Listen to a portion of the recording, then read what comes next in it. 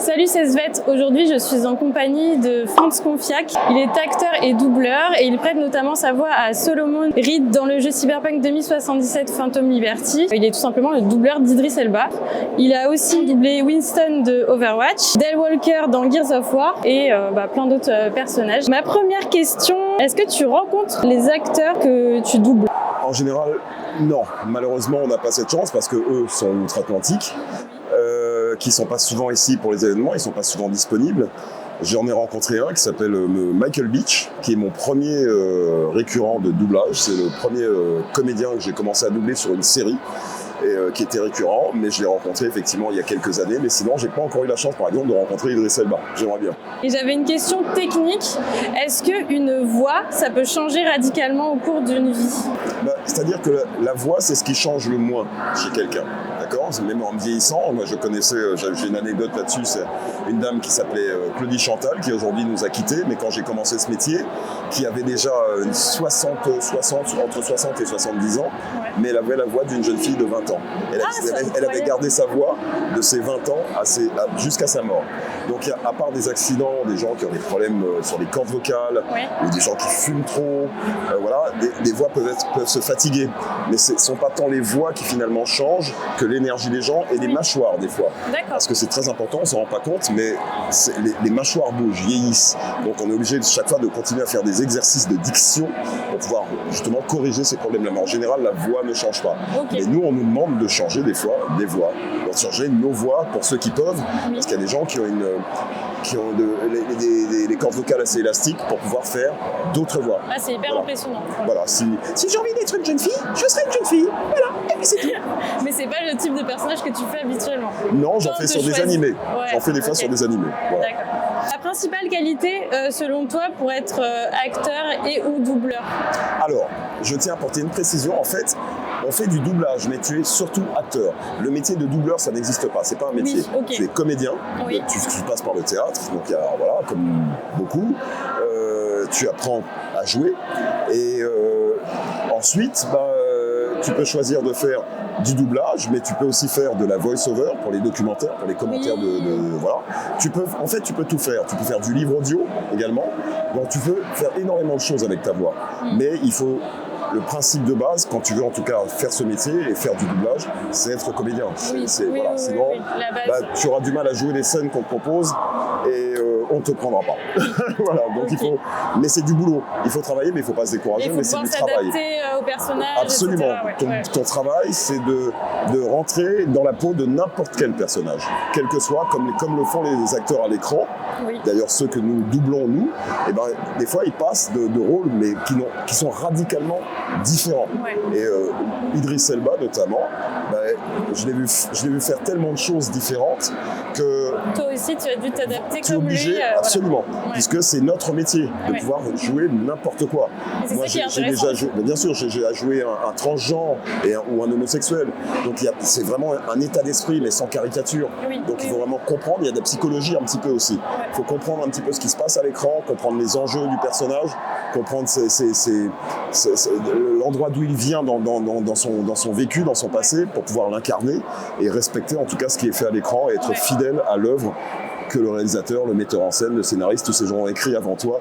Toi, ton métier, c'est juste de retranscrire le plus fidèlement possible ce qui est fait, en adaptant en français pour notre culture, mais c'est être le plus fidèle à ce que tu vois. Voilà. Et comment ça se passe du coup dans le jeu vidéo?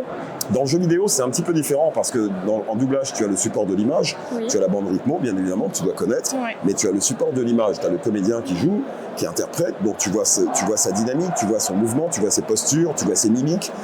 En revanche, dans le jeu vidéo, tu ne peux t'appuyer que sur l'anglais, l'audio anglais, parce que nous n'avons pas d'image.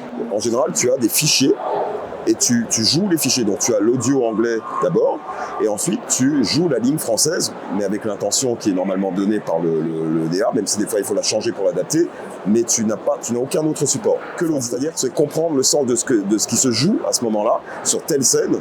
Tu as des scènes de guerre où il va falloir gueuler parce qu'effectivement t'es... Et sinon tu as des scènes très tristes, tu as des scènes très dramatiques, il va falloir justement t'adapter à ce que va faire le comédien et à la situation en même temps. J'aime toutes les disciplines que me permettent de de faire mon métier, justement. C'est ça le pied absolu, c'est que tu peux faire du jeu vidéo, tu peux faire donc du doublage, tu fais de la voice-over, tu fais des documentaires sur les animaux, ce que j'adore. Moi, j'adore le monde animalier, j'adore ça. Donc, tu peux vraiment tout faire. Tu peux faire de la publicité aussi. Donc voilà, mais ce qui te sauve dans tout ça, c'est le jeu, enfin comprendre ce qu'est le jeu. C'est pour ça que c'est important de passer par la case actorat, donc apprendre à être un acteur, apprendre à jouer, voilà, pour pouvoir être au théâtre aussi. Moi, j'adore le théâtre. Voilà, donc toutes ces choses-là font que je peux faire normalement quasiment tout avec la voix. Logiquement, je croise les doigts. Comment est-ce que tu as perçu l'évolution du doublage au niveau des personnages racisés ou des personnes racisées? J'en parlais hier en conférence. Moi, j'ai envie de faire ce métier depuis que j'ai 10-11 ans. Parce que quand j'avais 10-11 ans, les personnages noirs, on avait toujours un accent à la con que je comprenais pas. Et je me disais, mais c'est bizarre, je disais à ma maman et à mon père, je comprends pas, nous on parle pas comme ça, on parle normalement. Donc pourquoi est-ce que les acteurs américains sur les James Bond, sur n'importe quel autre film, ils avaient toujours un accent comme ça, le parler petit nègre qu'il y avait à l'époque, qui était insupportable pour moi quand j'étais enfant. Donc je me suis dit, un jour, je deviendrai acteur et je ferai le métier parce que j'avais compris ce qui se faisait, que c'était des voix françaises, mon père me l'avait expliqué, que c'était des comédiens qui faisaient du doublage des voix, mais c'était des comédiens français. Et je me suis dit, un jour, je ferai ce métier-là, mais les Noirs parleront normalement. Le côté petit nègre, c'est vraiment le parler petit nègre qui était vraiment insupportable. Maintenant, ça n'existe plus. C'est une caricature, c'est du racisme profond. Donc ça disparaît. Et je suis content également de voir l'évolution des minorités ethniques au cinéma, à la télé, n'importe où. C'est génial parce que c'est la réalité. Même dans l'animation, dans l'animation, dans tout, dans tout. Bien. Alors maintenant, il ne faut pas bercer dans les extrêmes. Là, c'est vrai que dans notre société, je trouve qu'on commence à bercer dans des extrêmes un petit peu et ça perd un peu, ça noie un peu les gens. Ça les aide pas à grandir forcément. C'est pas toujours confortable de se trouver. C'est déjà pas évident de se trouver. Oui. Mais en tout cas, il y a une ouverture. Voilà, il y a une ouverture, que ce soit à l'écran. Et donc pour nous, en jeu, on est obligé de s'adapter et c'est génial parce que tous ces gens font partie de la société. Oui. On fait un tout. Et c'est comme un gâteau, il y a plusieurs ingrédients. Et c'est normal de représenter. Voilà, c'est tout à fait normal que tout le monde soit représenté. Ouais. Voilà. Aussi, dans le cosplay, on a eu cette évolution au niveau des personnages racisés. Souvent, les jeunes, ils s'identifient à des personnages. Sauf que dans les mangas et les séries d'animation japonaises, il y a très peu de personnages racisés, en fait, tout simplement. Et quand ils ont été représentés, souvent, ils sont assez stéréotypés. Donc, c'est un peu difficile pour les cosplayers racisés de s'identifier, de créer quelque chose autour de ça, et même de savoir s'ils ont leur place, en fait, dans cette communauté. Aujourd'hui, ça a beaucoup évolué. Ça change, oui.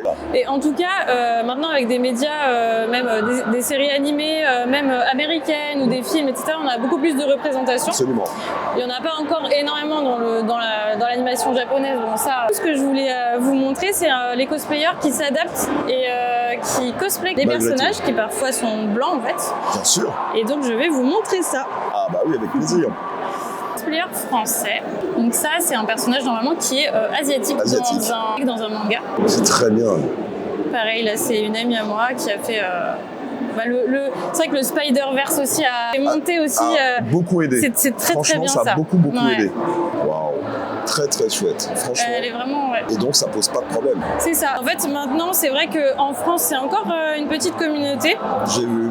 Outre-Atlantique, c'est beaucoup plus représenté, beaucoup plus développé.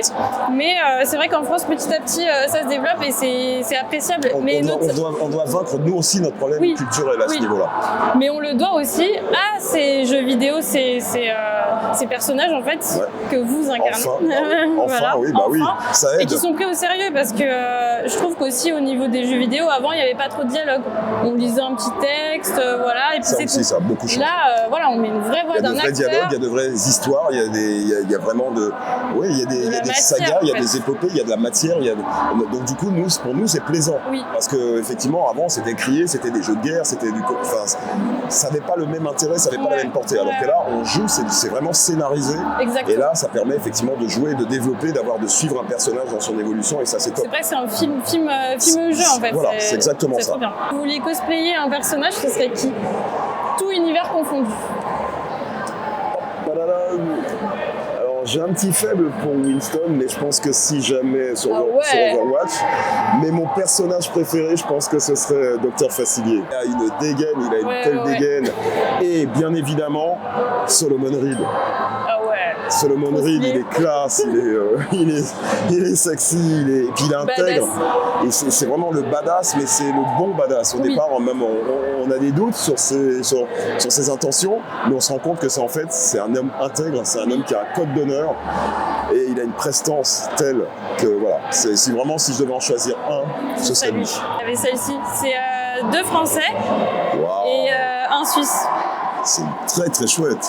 En plus, ils ont mis l'accent sur les détails, ils sont magnifiques. Ouais. Très très chouette. Et j'avais mis aussi moi. Oh, excellent. En Paname. J'aurais dû venir en Paname ce week-end, mais j'ai eu des petits soucis avec mon costume qu'il faut que je répare. Magnifique. Mais moi, je suis admiratif des efforts qui sont faits. Je sais le travail que ça demande, et je trouve ça très fidèle. Et il faut vraiment être passionné. Ça montre beaucoup de passion. Ouais. Donc bravo. Mais merci du coup à toi d'avoir répondu à toutes ces questions. J'espère que ça vous a plu. Et puis j'espère que ça vous a plu. Bon reste de convention du coup. Merci. Profite bien. À bientôt. Prenez soin de vous. Merci beaucoup. Merci à toi. J'espère qu'on n'a pas trop dépassé sur. Non, ça va aller. Si la vidéo t'a plu, n'oublie pas de la liker et de la partager autour de toi. Ça me donnerait de la force. Et si ce n'est pas déjà fait, je t'invite à t'abonner à la chaîne pour ne rien rater. Quant à moi, tu peux me retrouver sur les réseaux sociaux et plus particulièrement sur mes 2 comptes Instagram qui s'affichent juste ici. Donc mon compte cosplay Svet Cosplay et mon compte photo cosplay Svet Photo. On se retrouve très vite pour une prochaine vidéo. Bye!